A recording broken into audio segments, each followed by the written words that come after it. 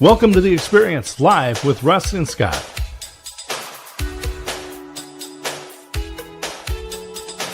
Join us every Wednesday at 7 a.m. Pacific, 10 a.m. Eastern on LinkedIn, YouTube, and Facebook. Learn more about the Experience community at our website, local.theexperience.video, and subscribe to our YouTube channel. The Experience is brought to you each week by these great sponsors. The Aspects of Aging weekly talk show with Christine A. Smith. Each Monday at noon Central, Christine hosts unscripted conversations with experts. Learn more at agingbetternetwork.com. Laura Gillott and the Gillott Home Team. Real estate for the Mid-Willamette Valley. Call the office at 541-451-2211. Learn more at teamgillott.com. The Jim Kuhlman Insurance Agency. Since 2003, the best in auto, home, business, life, and even pet insurance. Call them today at 451-753-2500 and online at jimkuhlman.com. 10D Tech. Managed services, cloud services, data backup and recovery, cybersecurity services, and more. Call 10D Tech at 541-250-3672 and online at 10dtech.com. And now let's get on with the show. And here we are. Let's get on with the show. Woohoo. Welcome to The Experience Live with Russ and Scott, everybody. On this Wednesday, 7 a.m. Pacific Daylight Time, 9 a.m. Texas Standard Time. We're always here every week for your viewing and listening pleasure. Right, Scott? Yeah, absolutely. We're just having a great conversation with Daniel right before here, talking about AI. We're going to talk about that. We talked about that last Thursday as well on your show, Russ Reels, talking about voices and interacting with AI through voice. And I brought this up, and I'll bring it up again. I'm waiting for the opportunity when I can include Majel Barrett's voice in my AI. She was, of course, the voice of the computer in the original Star Trek series. What could be better than, say, computer working? Well, and that's what I think of when I think of AI. I think of Star Trek because, you know, all the amazing things that happened back then are kind of just like, yeah, that's just happening now. Yeah. Navigate to, and, you know, I mean, come on. Life is good. I'm waiting for it to be able to beam us somewhere, though. Can we just transport and beam us from here to...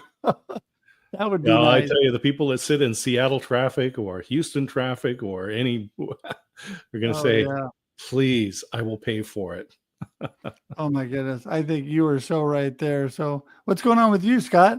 You know, it was a lot of fun yesterday. We were at an anniversary of sorts. It was KWBU is the local public broadcasting station. They're celebrating 25 years on the air.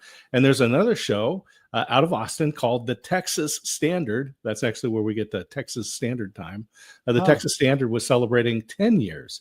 So they came to Baylor campus to the Mayborn Museum and did a live broadcast. So we were part of the audience. It was just fabulous. Had a reception afterwards, got to meet a lot of folks. It was just a fun morning out.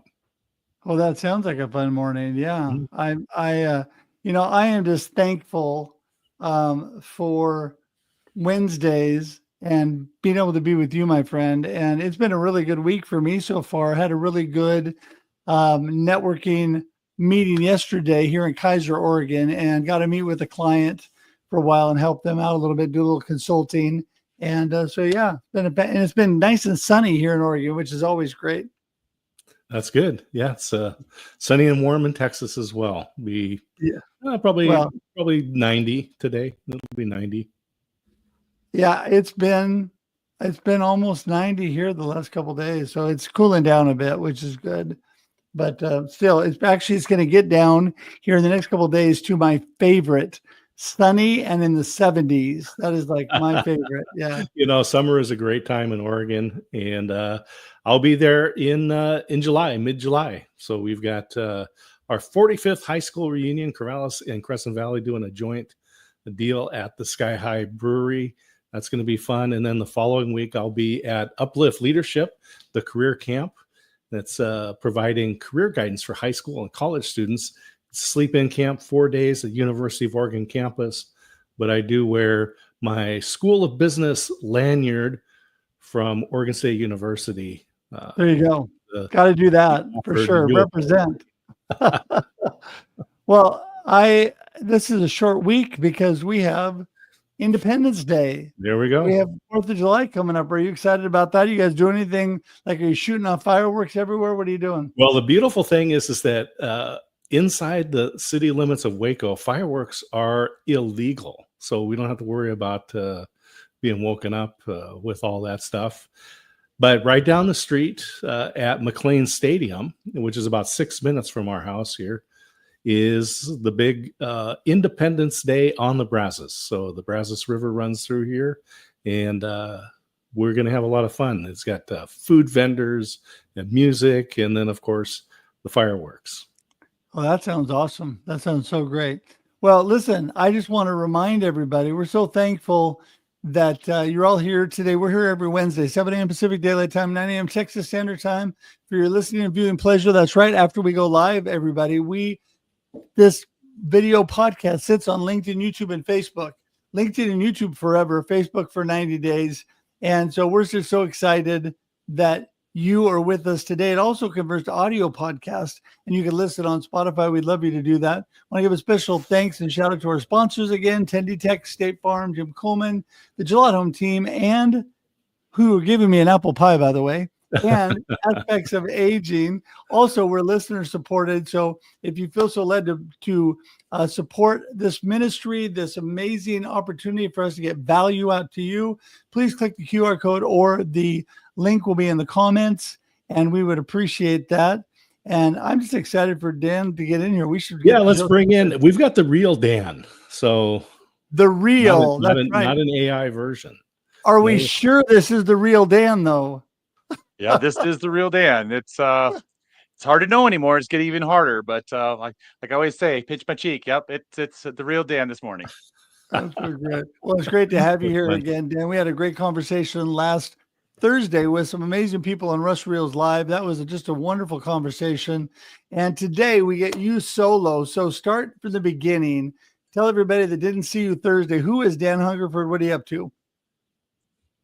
Well, Dan Hungerford, based out of Grand Rapids, Michigan. It's also very nice here, really warm. So I hear you guys talking. We've been in the 90s too, which for us is really weird. But father of 2 boys, married to an RN. Had a lot of opportunities in life to do different things. The last thing I was working on was leadership consulting. I went around to companies and ended up teaching a lot of students some of those kind of principles. But a few years ago, I saw a need for that AI could fill, especially with like what would be considered simplistic avatars at this point, considering how realistic we can make them now. And so we started working on that for some marketing and sales, and that was great, and it worked well. But as I saw AI starting to grow and get so much better, I said to myself, man, there's got to be a way that we can make an impact. So what does that look like? And for those of you who haven't heard my story, I thought about my mom. She's 78 years old, and my dad's been gone for a while. The last 3 years, my dad was blind, so they spent a lot of time together. And so it was a big loss. And she was lonely, even though she did a lot of things. She would say to me, "You're the only person I talk to today." And I call my mom every day, but we're busy. I have an 11-year-old on one end and a 78-year-old on the other. So we're talking the sandwich generation, And so we started building what has become EverFriends AI, a digital platform, mobile platform for isolated adults that just need a little bit of support or conversation or connection. And it's turning out very well. The response and the feedback's been great, and we're excited to see where it's going to go. It just keeps getting better and better. Yeah, it's interesting because I've mentioned before, I made a comment. A friend of mine, Matt Rouse, has been deep into AI, and it was posted some stuff, and I made a comment on it. Said, "Yeah, I woke up this morning and everything I knew about AI was wrong." People are going, "Oh, don't use AI for pictures because it puts the wrong number of fingers up there." I was like, "Come on, that's last week."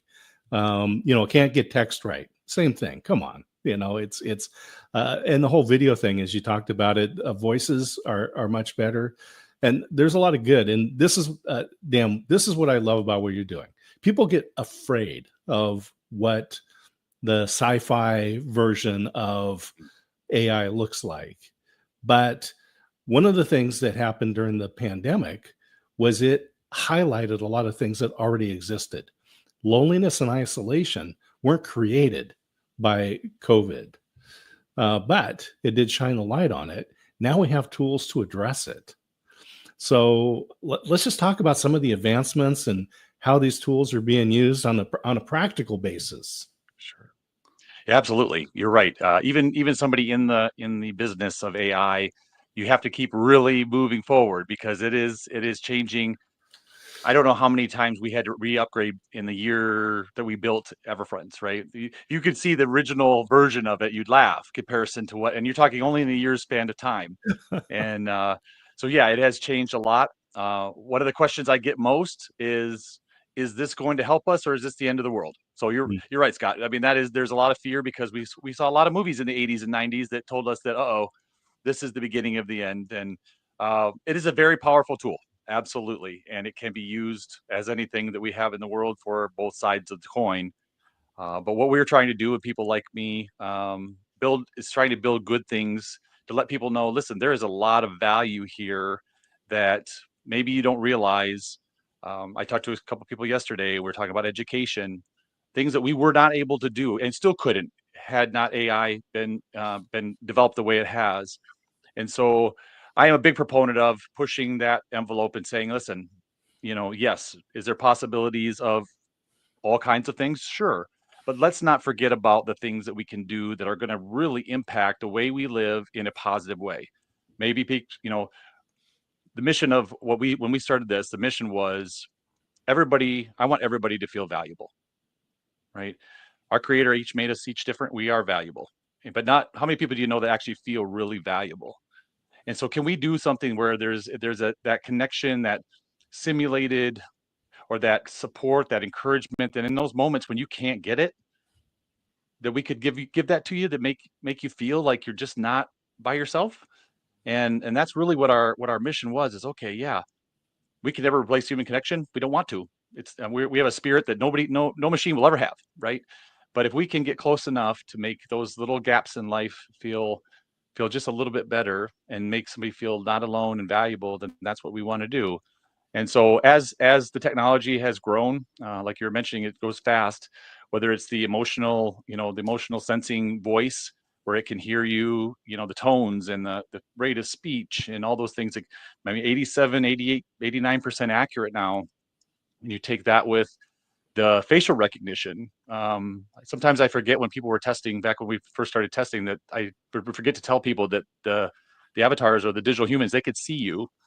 And that was a new thing really at that point. And I had a lady one time that was testing it that had red hair, and she was having all kinds of conversations with one of our digital humans. And she said something about dyeing her hair. And I think it was Anna, one of our digital humans. She said, "Oh, but you got such pretty red hair."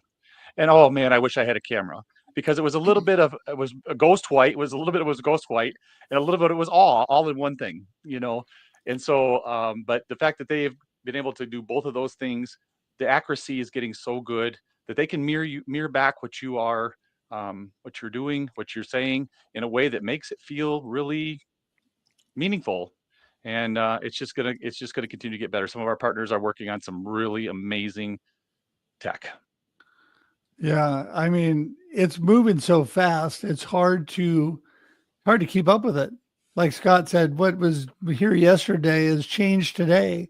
And I just think that AI is all about how you look at it. It is such a great tool to use for certain things in business. And sometimes people need it for companionship, things you're talking about. But no matter what works for the individual, I think we need to look at it as something that can benefit us, but it doesn't take over everything. It's, I think that's what people are afraid of, right, Dan? They're afraid of the takeover. They are. They're, some people are afraid of their jobs. That seems to be a big conversation right now. Oh, AI is going to take my job. AI really wasn't built to take your job. I tell people all the time, it's really, if you use it properly, it's actually meant to enhance the job you do, right? So say just like for an example, say you're a doctor, and right now, I don't know about you guys, but when the doctor sends me paperwork to fill out and it says, please explain, you're going to get one sentence out of me, right? Because I'm not going to explain. So what if a digital human in your app, because most of those medical places have apps now, pops up and gives you, and you just talk to it about what's going on with you, how you feel. Then that gives the doctor more data, right? So when you show up at the office, he's got more things, I mean, especially older people like my mom, she can't remember sometimes by the time she gets to her doctor appointment why she's there. So if you could do those kind of things, that just makes him a better doctor. It doesn't replace him, or nurses, or educators. I had a conversation a while back with a social worker, and we were debating back and forth. What is this a good thing? Well, we've always used humans for this. No, we should still use humans for things. A machine cannot do the things that humans do.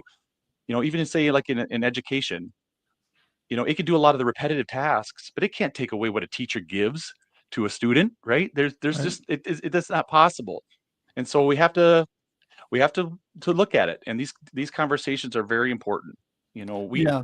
We are at the beginning of a very fast train, and these are the kind of conversations that need to happen, because there really is no regulation / where the line's at right now. We are going to be the ones, us having these conversations out in the public, people chiming in with what they think. Okay, just because we can doesn't mean we should. And where are those things that we want? We're fulfilling what we want. We're making the impact we want, but we're not going too far past that it does take over, things that it shouldn't, that a human should maintain for themselves. So let me just pop in here real quickly. Speaking of conversations, Susan is saying, why are we moving so far apart from human connection? And she's just thinking about that. And Maria also said, so people can be using a bot or digital human, have a conversation. How would this help? Speak to those questions. Sure. Yeah, I get that question a lot too. Well, we should be spending more time together. We're getting more isolated, and that is true. That is true. In my perspective, the reason for these kinds of things are, there are always spots in life that you don't have potentially somebody else. If you wake up at 2:00 in the morning and you are anxious, who are you going to call that's going to answer the phone? My mom might try to call me. My grandparent might try to call them, but sleep, the phone's on silent, whatever that looks like. And so, could you get online to like an app like Everfriends and say, to the friend that knows you, because they remember your conversations, they already know you, and say, I'm feeling really anxious right now, and have them walk you through some breathing exercises? That is valuable in those moments, right? Or remind you. I had a lady one time tell me at the end of a conversation, Nathan, which is one of our most popular digital humans, said to her, I just want you to remember, you're never alone. Your family really loves you. And he listed all 5 of the grandkids by name. And this lady was almost in tears because she needed to hear that. And there wasn't people there to tell her, sometimes I think to myself, boy, I think it makes me a better, when I talk to people about the things that they say to them, I think, oh man, they're better at being a son than I am. So it makes me want to improve what I do too. And so I get that idea that, that we don't want to get rid of the human connections. We don't want to do that. But there is value in having those bots. I think Maria said, having those bots in those moments that, we just need something. And one thing we've learned too, and this is, to be honest, this is the real danger, maybe, if you're talking about leaving communication, human connection behind. One of the things that I didn't realize when we first started this was that why people like to talk to digital humans. And the 2 reasons that have popped up most are, I can be honest with them, they don't tell anybody, right? And the second one is, they don't judge. They don't know how, right? They're always on your side. And I always tell a story, like if I do something silly or dumb, even though my family loves me, I'll get a Daniel Robert or something like that. They can't help it. We're built that way, right? But digital humans don't do that. They say they validate, and then they talk about, okay, this is where we are. Where can we go from here? And so there's value in that too. Even when you have a conversation that you maybe you wouldn't have with somebody else because you're embarrassed or ashamed or don't want it out. There's a lot to uncover here, right? I mean, you're not trying to address societal changes, right? What are the causes? You're trying to go back and go, what are the causes? But just as technology has evolved and the communications have expanded, there's some things we can look at. If we go back to the movie American Graffiti, one of the key characters in that movie was the music. Wolfman Jack on the radio, and everyone was listening to the same station because there was really only one station that the teenagers were going to listen to, right, in that movie. So no matter where they were in the story, in the physical geography, they had a shared experience, that radio station, right, that bound them together. Today, nobody's listening to the radio. Well, I hope they are anyway at some point. But everyone's got their own playlists. They're listening to their own Spotify mixes and so forth, right? When MASH had its final episode, it was in 1983. 100 million people watched. Huge success. In the 90s, when Games of Thrones had their final episode, it was 20 million people. But there are more people in the world. There's more people consuming media. It's just that it's a diversified platform now. 20 million was considered a huge success for that, but it was only a fifth of what MASH garnered, right? So these are part of the reasons why people are being isolated. And then we can just briefly, the Amish folks. It wasn't about technology that they're afraid of. They just said, we value things that keep us as a community. And if you get in a car, you can move to another town and lose contact with friends and family. Sure. And so that's the reasons why they were looking at not adopting certain technologies that in their eyes threatened that community connection. Well, sure. Pandora's out of the box, right? I mean, the genie's loose. We are a diversified community. Your grandchildren are going to be hundreds or thousands of miles away. We moved 2,000 miles from our family, but we find ways to communicate. So societal changes, and this is a long rant, but societal changes apart, again, I said, you're looking at a certain aspect, a certain technology to address a specific problem. And I value that, just like I can look at it and say, people have dogs and cats and even goldfish that they talk to at home. But this one can look up things online and say, here, if you have a hard time focusing your eyes, or you can have stories read to you, you can have the news read to you, you can keep up, you can have the emails from your grandkids read to you, and you can respond back to them. So Dan, I just love that you have the practical aspects. What do you see as the future of Everfriends? Well, you said a lot of things that I agree with. We are getting more spread out, and the topics are getting different. Families aren't, families of 50 years ago, they lived all in the same neighborhood. Grandma, grandpa, mom, dad, everybody lived within a 5-mile radius, and it's not like that anymore. And so it fills in those spots. Like I said, those gaps in life that, yes, if you could have a family member with you, that was awesome. And I hope that for everybody. But there's 7.7 million people in the United States that don't have that. The statistics are what they are. And so Everfriends, as it goes into the future, the hope is that it gets better in very specific ways. Right now, it's great for social isolation. Like you said, you could talk about anything. I don't care what your hobby is. You could be Civil War, it could be gardening, it could be cooking. They can have a conversation with you about it. They can, like I said, do memory games. Say you have a grandparent that's sitting on the couch and spends a lot of time alone, and she's worried about her memory because, dementia is gaining ground. They can play memory games with you. Now, maybe it slows down, maybe it doesn't. The science is still new, but it makes you feel like maybe I'm doing what I can, And the other thing that I wanted to talk about real quick before we move too much to the future is, this is not just for the people that use it. When we built this was for people that care for the people that are going to use it. We heard so many stories from people that, I live in New York and my mom lives in Florida. There's some guilt to that. But this is what I have to do right now. Or people that have started into cognitive decline. They're trying to take care of a parent at home, which is super admirable. And they love this person. But anybody that's gone through that process with somebody living with dementia understands how overwhelming that can be. And to get 5 minutes or 10 minutes or 15 minutes, we've had people tell us when we were interviewing, like, if you could just get me something for 15 minutes so I can take a breath or a shower or do some laundry, I can't leave the room, or they tell me these stories, and after 10 times, I'm a human. I only have so much patience. What can we do to get a break? And so, speaking of the future of EverFriends, that is what we are trying to do: is get better and better at that part of it. How do we take care of the people that are taking care of the people they love best? And as people start to decline into cognitive decline, how can we help with that?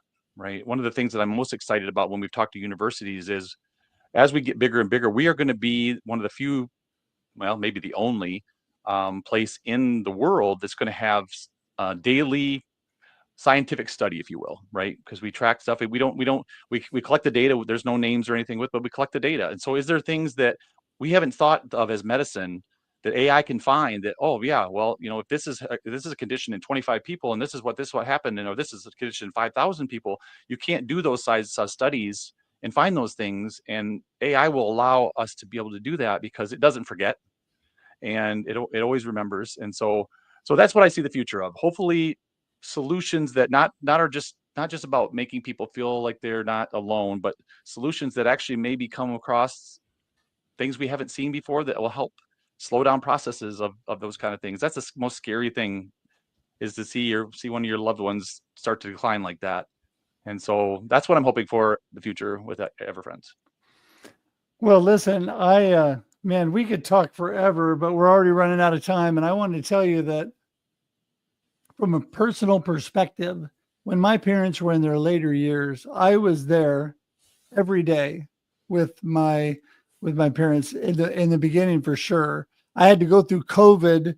My dad passed away, and then I had to go through COVID with my mama, who then was stuck in, memory care that I couldn't get into because of COVID. But the good news was, for me and our family, she had an outside room, and so we could visit through the window, because we could come right up to her outside window, which was great. But even though I was there with her a lot, I was something like this that would supplement and just give them, because honestly, at the point that they get with dementia and Alzheimer's, like Mama had, it doesn't really, there's not a lot of differentiation for them on those things. Yes, nothing replaces your hugs, your touch, your real presence. And I would never, I would never go that far with anything, but as a supplement and something just to talk to, we actually hired another caregiver that also came in and would talk to my mom, just to add an extra person, because the staff can only handle so much with all the people there. So I just see it as a good tool to help and supplement, not replace what really the family and children are and all of that. So with that said, give us your wrap up of today's conversation. What's your gold nugget, the most important thing you want people to remember, and remind everybody how to get in touch with you? Okay, so my gold nugget would be, AI is coming either way. It's already here, and it's only going to get more. Give it a chance to see the good it can do. That's one of the conversations I've had most. Think about where those lines should be. Reach out to people like us that are doing those things. I love these comments coming through that are asking the questions we need to be asking, right? Because there's, like you said, Russ, there's never going to be a time that AI is going to be able to give you a hug the same way a human can give you a hug. It's not happening, right? We are uniquely made with our spirit. That can't happen. So give it a chance. Don't necessarily be afraid of it. A lot of times people are afraid because they don't understand it fully yet. I think I talked to you guys the other day about the book that I got out now. If you want to reach, if you're interested, So Aware 2.0. It's available on Amazon. The beauty of this book is it walks you through not only how does this work, how do we do this where we can actually assess people's emotions and respond the right way. a lot of times just the information will help you understand, and then all the good things that we can do with it, and then the ethics behind why we need to be asking these questions. So you can reach me, everfriends.ai. You can reach me on LinkedIn at Daniel Hungerford. Like I said, the book is on Amazon. Everfriends has Facebook. It has YouTube with a lot of things on there too. So give it a chance. I know some of the questions you're asking are very valid, but just give it a chance. Well, I think that no matter what comes our way in technology, it can be used for the good and it can be used for the bad. And I think that we need to find ways to utilize things in a good way, in a positive way. And I think you're doing amazing things, Dan. I appreciate you so much. And we're going to get all that information. It's already in the show notes and the comments. We'll make sure the book information is in there. And so thankful for everybody here today and all the comments. I mean, man, there's been some really good in-depth questions and people really thinking things through, because it makes a difference, right? It really makes a difference. We're going to have more discussions on this because it's such a hot topic and it really is very interesting. So Dan, thank you. We're going to say goodbye and send you to the green room, but hang tight until we wrap things up. All right. Yep. Thanks, guys. Great always to be with you. Thanks, Dan. All right. Wow. I tell you, I could do this for a while, this show after show. It's so interesting. And well, it's evolving, as they say. Right. Yeah. And, I'll just say, so thanks for everyone that's commenting, and I appreciate the deep questions. So I was invited to be a beta tester for a new AI service out there that's designed to expand the reach of subject matter experts. So it's called expertscale.ai. And so I'm loading up information. So I'm on the phone answering questions, giving it experiences, telling it about my theories in business and so forth. I'll load up all the podcasts. There's hundreds of videos and things out there. It will actually then replicate my voice. People can call and essentially, talk to Scott, right? The AI Scott, based on the knowledge and stuff that I have. So this brings up some questions as I was talking about this, and I was talking with my friend Scott Weaver about this, because I said, what if my father had loaded all of his wisdom and experiences and so forth into an AI model, and it had his voice? Would I want to interact with that? This year is the 30-year anniversary in October of my father's passing. And I can tell you that Scott and I came to the same conclusion, that if it was a recent passing, no way, I would not do it. However, 30 years later, if I could just hear even a synthesized version of my father's voice and some of his wisdom and experiences, I'd do it in a moment. But these are ethical questions and emotional questions. And we need platforms like Russ Reels, Marketing with Russ, and the Experience to be able to expand on those aspects of it. We're not technical experts. We never will be. And I don't intend to be. But we do have an obligation to give places for these questions to be asked, right, even if we don't have answers. And bring on people like Dan who know way more than we do. Mm-hmm. And, I can tell you, the reason I created Happy Moments with Mama is because I realized after my dad's passing, especially, that I wanted to capture as much of her to be able to go back and look at. And if I was able to go back and have a conversation with that, it would be very interesting. And it'll be 3 years this month since Mama passed away. And for me, I have such great memories because of what I saved in those Happy Moments with Mama videos. So I guess it depends how you look at it, but I just think it can be a help and it can be an aid. And we're going to keep talking about it, everybody. We're going to have more of these shows because it is just so interesting and so much is happening. So with that, though, we're going to wrap things up for today. I'm going to tell you that the Experience Live with Russ and Scott is here every Wednesday, 7 a.m. Pacific Daylight Time, 9 a.m. Texas Standard Time for your viewing and listening pleasure. And I tell you, we just appreciate everybody engaging. That is always makes the show so much more interesting.